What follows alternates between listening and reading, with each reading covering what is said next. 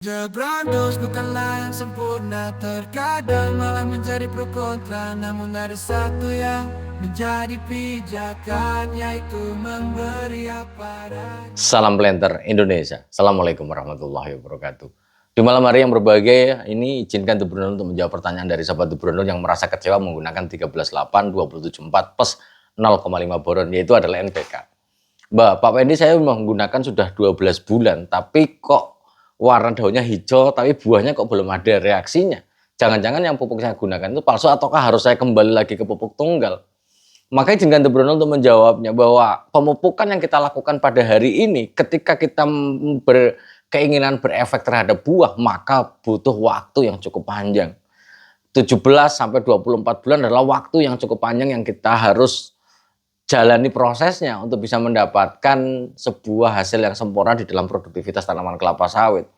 Ketika kita masih di 8 sampai 12 bulan kita berharap buah, maka memang belum waktunya sampai dengan berefek terhadap peningkatan produksi yang sangat signifikan.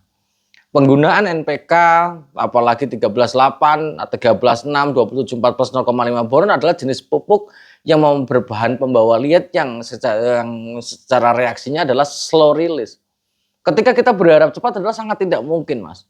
Jadi keraguan-raguan dalam penggunaan 13.8, 27.4 ini harus didasarkan pada pemahaman tersendiri di dalam pengaruh pupuk terhadap generatif, yaitu adalah bunga dan buah pada tanaman kelapa sawit.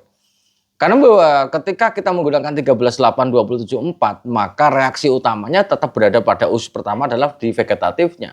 Bagaimana daunnya sudah mulai menghijau dan sebagainya. Kalau kita berharap pada buahnya, sekali lagi butuh waktu yang panjang. Di sisi lain, bahwa ketika kita menggunakan 13.8, 27.4 ini yang kandungannya cukup lumayan dan merupakan salah satu NPK yang direkomendasi untuk tanaman kelapa sawit, maka pastikan pupuknya itu adalah benar-benar yang original. Artinya bahwa jangan menggunakan pupuk yang under spec. 13.8, 27.4 yang berarti 13% nitrogen, 8% P2O5, kemudian 27% K2O dan 4% magnesium oksida. Ini sekali lagi kandungannya adalah persen persatuan berat. Jadi ketika kita menggunakan dengan jumlah yang cukup besar, apalagi masih sudah menggunakan 6 kilo pada tanaman umur misalnya 5 tahun, 6 tahun, sebenarnya sudah cukup, tinggal kita menambahkan dolomitnya. Karena bahwa mengingat 13.8, 27.4 kandungan magnesiumnya hanya 4% saja. Kalau 4% saja dikalikan 6 kilo maka jumlahnya belum mencukupi, di mana bahwa magnesium adalah unsur hara yang dibutuhkan tanaman kelapa sawit 3 terbesar setelah kalium dan nitrogen. Jika tidak terpenuhi, maka ya akan menjadi ketidaksempurnaan di dalam kebutuhan tanaman kelapa sawit untuk menumpang produksi itu sendiri. Nah, di sisi lain sahabat The Brondol, selain kita menggunakan pupuk yang sudah benar, 13.8 dengan kandungannya yang tepat dan tidak under spec, karena masih banyak sekali pupuk-pupuk yang beredar di pasaran, pupuk-pupuk yang menjual namanya doang tanpa isinya yang tepat, ini banyak sekali. Maka harus berhati-hati. Ketika menggunakan 13.8, 27.4, kita berharap bahwa NPK yang digunakan itu adalah benar-benar mengandung 13% nitrogen, 8% P2O5, 27% K2O, dan 4% magnesium oksida plus 0,5% boron atau B2O3. Ketika kita menggunakan pupuk yang under spec, ya waalaikumsalam pastinya. Karena bahwa jumlah yang diberikan tidak sesuai dengan kebutuhan tanaman kelapa sawit atau prediksi dari total gram per unsur hara yang diberikan untuk tanaman kelapa sawit. Sehingga sekali lagi yang pertama adalah pastikan menggunakan NPK yang benar-benar tepat. Kemudian yang kedua, ketika kita sudah menggunakan NPK 13.8, 27.4 yang dikombinasikan dengan dolomit, sekali lagi bahwa urutan penggunaan dolomit dan NPK 13.8 adalah sekali lagi dolomit dulu. Dolomit ini memiliki 2 gugus, yaitu adalah ada CaO yang sedikit banyak akan menaikkan pH tanah dan juga ada magnesium oksida yang 18-22% yang nanti akan menaikkan kadar magnesium. Ketika ini diberikan, maka kita berharap bahwa penyerapan unsur hara nitrogen, fosfor, dan kalium dan magnesiumnya adalah akan semakin optimal ketika ditambah dengan dolomit. Nah, ketika sudah menggunakan NPK yang sudah tepat, kemudian dikombinasi dengan dolomit, tapi koreksinya belum maksimal, maka kita harus berpikir bahwa seperti yang pernah di Bro sampaikan di beberapa vlog adalah ketika kita melakukan pemupukan, pupuk bukan satu-satunya jalan. Akan tetapi bahwa pupuk adalah bagian yang terpenting untuk mendongkrak produksi. Kalau seandainya kita sudah memupuk tapi faktor pembatas tadi tanaman kelapa sawit juga tidak terselesaikan, ini juga akan menjadi masalah yang besar. Akan menjadi masalah yang besar. Karena kita sudah mengeluarkan duit segitu banyak pupuk yang kita taburkan ke tanaman kelapa sawit, kok reaksinya nggak sempurna. Karena ada faktor pembatas di dalam lahan kelapa sawit. Faktor yang pertama tetap air. Faktor air ini adalah sangat penting. Karena bahwa tanaman kelapa sawit membutuhkan air dalam jumlah cukup banyak, tapi tidak bisa tergenang. Tergenang bukan berarti ada di permukaan saja, tapi kedalaman air di dalam tanahnya itu berapa. Kalau seandainya kita kondisi perakaran itu sangat jenuh air, maka ya akarnya nggak akan berkembang. Akar tidak berkembang, biasanya bahwa pelepah bawah pasti akan ngelaras, mengering dan sebagainya. Ini juga ketika akar tidak melakukan respirasi akar, maka ya akarnya tidak akan berkembang, maka cenderung akan ngelaras. Ini juga harus dipahami. Apalagi tergenang bagian atas. Ketika banjir atau becek-becek, maka kita tunda dulu pemupukan karena bahwa akar kita dalam kondisi yang tidak bisa melakukan pernafasan akar seperti kita. Kita mau dikasih mie ayam, bakso atau gulai sekalipun, tapi kalau dalam kondisi tidak bisa bernafas ya percuma juga. Biarkan kita selesaikan dulu masalah faktor pembatas, terutama air ini. Yang pertama air ini, baru kita melakukan pola pemupukan. Yang kedua setelah air adalah pH.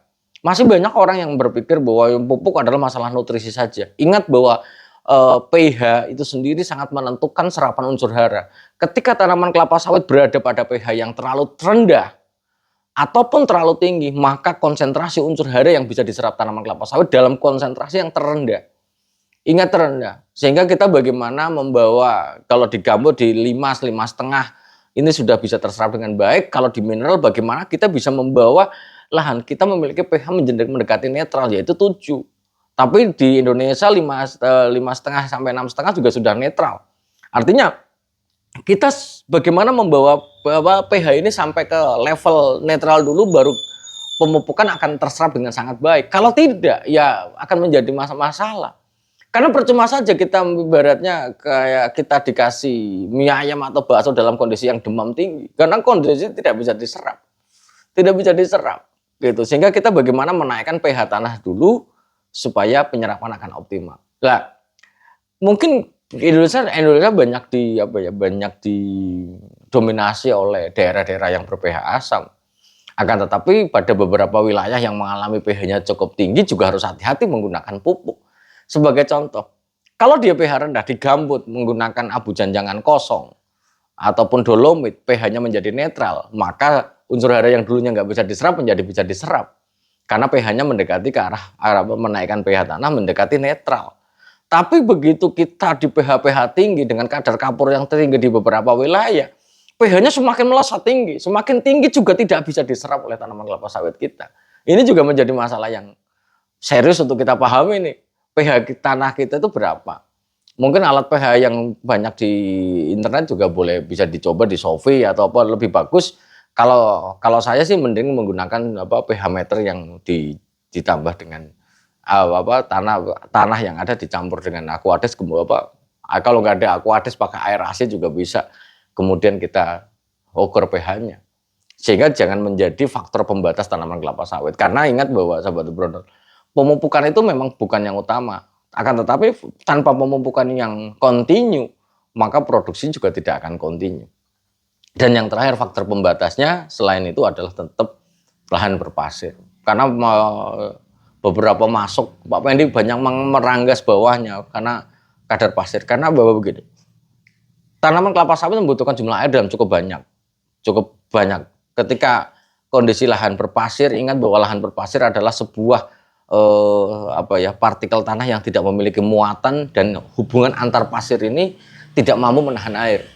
Yang terjadi adalah ketika lahannya itu banyak pasiran, apalagi bekas-bekas tambang, maka bagaimana kita harus menambahkan sebuah bahan yang nanti untuk bisa menutupinya, yaitu adalah tetap bahan organik. Tidak ada kata lain bahan organik. Karena kalau ke lahan kita mupuk NPK 13,8 sebanyak apapun kalau lahannya berpasir, maka nitrogen, fosfor, kalium, dan magnesium yang dia rilis tidak bisa dipegang oleh pasiran. Tetap akan turun ke bawah dan tidak bisa diserap oleh tanaman kelapa sawit. Maka dengan adanya penambahan bahan organik, misalnya pakai janjangan kosong ataupun kotoran hewan yang kita tambahkan ke media pasiran ini, sedikit banyak akan ada dua hal yang penting, yaitu adalah bagaimana menahan air ketika ada hujan, kemudian adalah menambah kemampuan tukar kation yang ada di dalam, menjerap ataupun membuat unsur hara yang diberikan melalui pupukan kita itu tidak hilang begitu saja. Sehingga hal inilah yang sangat penting untuk kita pahami, bahwa sekali lagi benang merah yang ingin saya sampaikan bahwa NPK 13,8 274 plus 0,5 boron atau 13,6 274 plus 0,65 boron adalah pupuk NPK yang direkomendasikan untuk tanaman yang sudah panen atau TM. Yang mana bahwa besarnya sangat tergantung umurnya, kemudian 2 kali itu tidak baik, lebih baik daripada 3 kali. Karena bahwa penggunaan NPK ini lebih bagus dibagi lebih banyak. 3 kali atau 4 kali setahun, misalnya 6 kilo, 2 kilo per 3 bulan, per 4 bulan, atau misalnya 1,5 kilo per 3 bulan, yang totalnya 6 kilo, yang nanti dikombinasikan dengan total dolomitnya setahun itu berapa, akan jauh lebih baik. Nah, yang terakhir ingin saya sampaikan bahwa 13,8 274 yang sudah direkomendasikan kemudian dikombinasi dengan dolomit, ingat bahwa kita harus menyelesaikan faktor pembatasnya. Sekarang kadang-kadang bukan pupuknya yang jelek, tapi kadang-kadang kita nggak paham yang namanya faktor pembatasinya. Karena apapun, banyak apapun pupuk yang kita berikan, kalau faktor pembatasnya tidak terselesaikan, ya tidak akan selesai.